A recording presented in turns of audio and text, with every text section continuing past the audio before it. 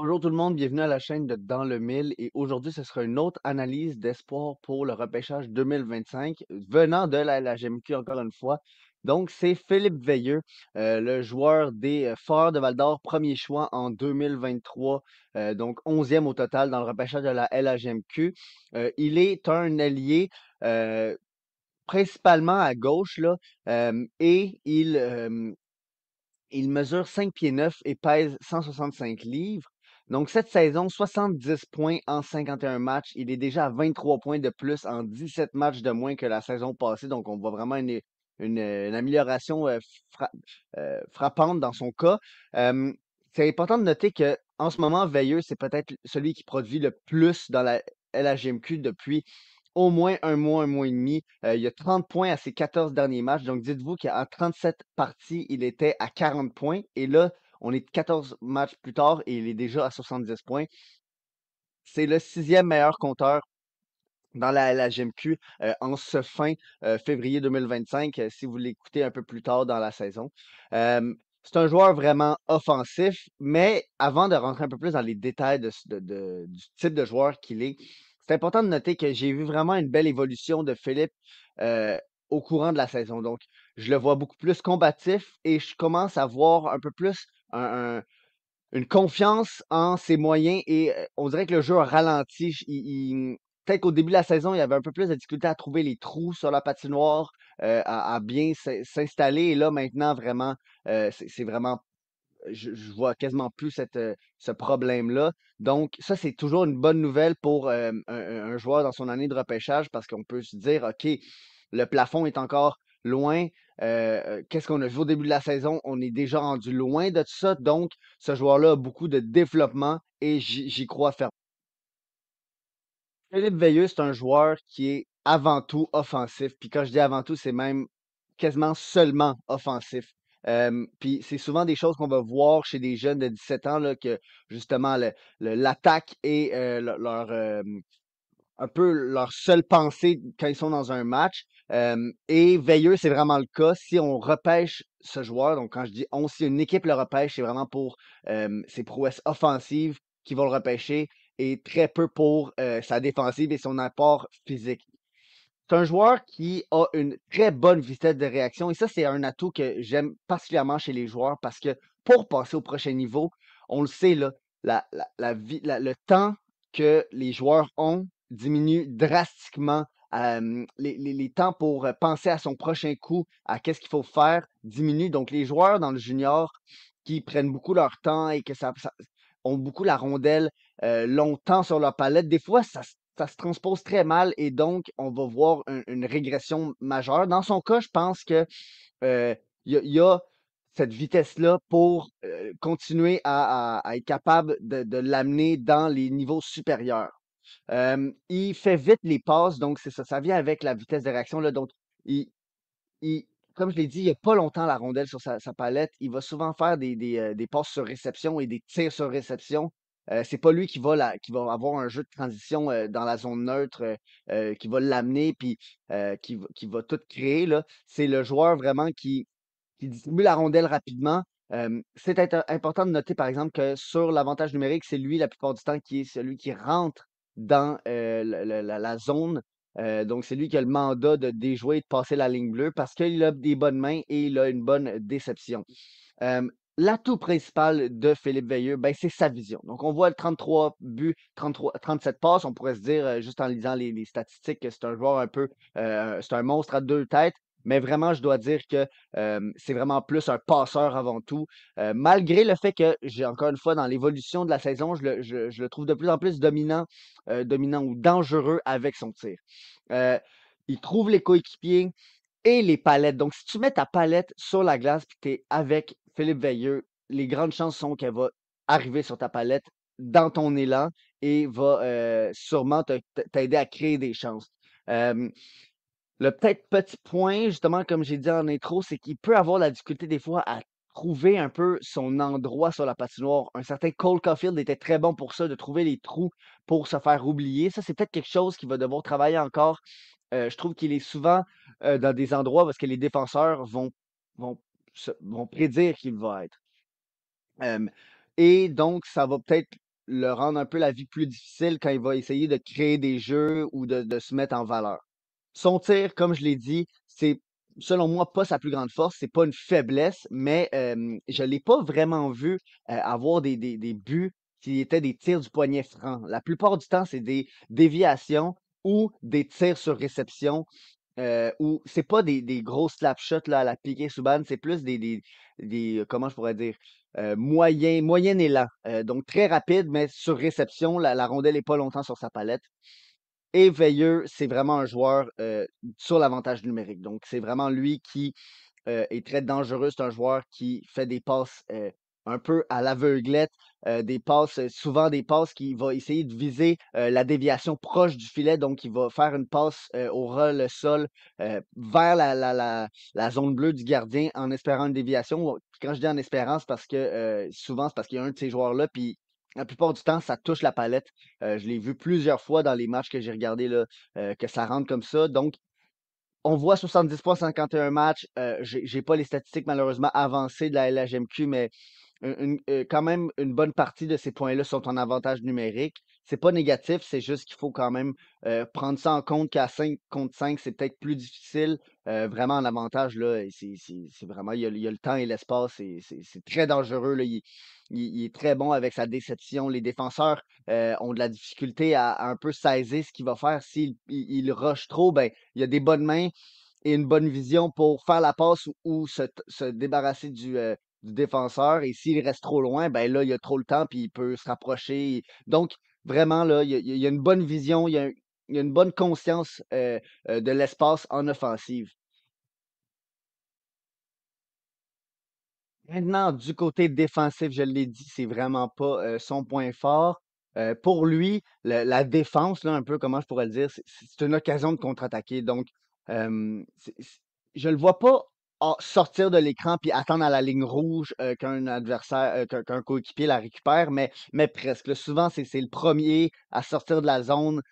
C'est pas celui qui a le plus de cœur au ventre. Il y en a beaucoup plus à l'attaque, là, donc il va vraiment vouloir plus la rondelle à l'attaque qu'à la défense, malgré le fait que des fois c'est lié, là, ben, la plupart du temps c'est lié. Donc ça, c'est peut-être quelque chose à travailler. Aussi, il a peut-être une bonne capacité à lire le jeu, mais on dirait qu'il veut pas toujours faire l'effort de plus pour le couper. Souvent, je le vois jouer du bout du bâton au lieu de faire le petit patin de plus pour empêcher le joueur de tirer ou empêcher le joueur de s'emparer de la rondelle autant facilement. Aussi, des fois, il est tellement concentré à relancer que il va tourner la tête, il va se mettre un peu dos au jeu, ce qui va faire qu'il va perdre la petite vitesse de réaction défensive cette fois-ci pour gagner son combat à 1v1. La physicalité, vraiment, c'est proche de zéro. Là. On le voit, là, 5 pieds 9, 165 livres. Il est pas grand puis il est pas gros. Il évite les confrontations, donc au lieu de frapper ou au lieu de foncer vers le joueur, il va se tasser. Et c'est un peu la même chose avec les tirs bloqués. Il a peur, on dirait, de bloquer les tirs. Euh, donc, des fois, c'est peut-être mieux de juste se tasser puis de laisser le gardien le voir, la rondelle. Mais bon, c'est pas pour ça qu'il est employé, là. Il n'est pas sur le désavantage numérique. Euh, et encore une fois, pour revenir à la physicalité, le fait qu'il est pas fort et qu'il est pas grand, ben, c'est un mauvais combo parce que quand il essaie d'avoir la rondelle un peu plus longtemps, ben, les joueurs sont facilement capables de le tasser ou de le contourner ou de lui enlever la rondelle. Donc, sa protection de rondelle, malgré qu'il peut avoir des fois une bonne déception, il est pas tant difficile à tasser et à gagner une bataille en un contre lui, là. Donc, défensivement, c'est ça. C'est vraiment pas son fort. On s'entend, c'est un jeune de 17 ans qui est axé vers l'offensive. Donc, pour l'instant, c'est pas trop inquiétant, mais c'est sûr que s'il veut passer au prochain niveau, c'est quelque chose qu'il va devoir travailler. Et peut-être un peu plus, justement, pas regarder trop l'attaque, se concentrer sur la zone défensive et l'attaque suivra. Alors que c'est ça, des fois, je trouve qu'il manque des chances de contre-attaquer parce qu'il veut trop contre-attaquer. Je sais pas si vous comprenez ce que je veux dire. Puis pour finir, ben, son coup de patin en général, c'est vraiment étrange parce que il n'a pas une accélération puis une réaction de changement de direction très, très bonne. Je trouve que souvent, ça va lui prendre du temps pour atteindre sa vitesse maximale parce que sa vitesse de pointe, elle est bonne, elle est très acceptable en tout cas pour le niveau dans lequel il est en ce moment là. Je dirais pas que c'est une grande force, mais c'est pas une faiblesse, mais c'est vraiment changer de direction. euh, quand un joueur freine rapidement, Veilleux et en fait c'est facile de le perdre. Euh, donc ça c'est quelque chose qui pourrait être à travailler ou inquiétant pour le futur de sa carrière, mais vraiment pour l'instant c'est adéquat. Puis c'est quelque chose qui se pratique quand même, là. C'est quelque chose qui s'améliore. On parle pas ici d'une intelligence, quoi que ce soit, qui peut être plus dur à développer chez un joueur. Pour finir, hem, ses coéquipiers en ce moment, c'est vraiment l'idéal pour Philippe Veilleux. Donc, on a Noah Reinhardt et Nathan Brisson, le capitaine des Foreurs. Donc, c'est deux joueurs qui sont employés sur le désavantage numérique, qui sont un peu plus gros, qui sont un peu plus physiques. Donc, c'est la responsabilité défensive sur le trio. Veilleux n'a pas vraiment à s'en occuper. Ces joueurs-là, Reinhardt et Brisson, justement, gagnent les combats physiques et ont juste à remettre la rondelle à Veilleux. Puis Veilleux, ensuite, ben, justement, avec son brio offensif, a juste à trouver les joueurs démarqués. Donc, c'est vraiment un bon combo en ce moment-là.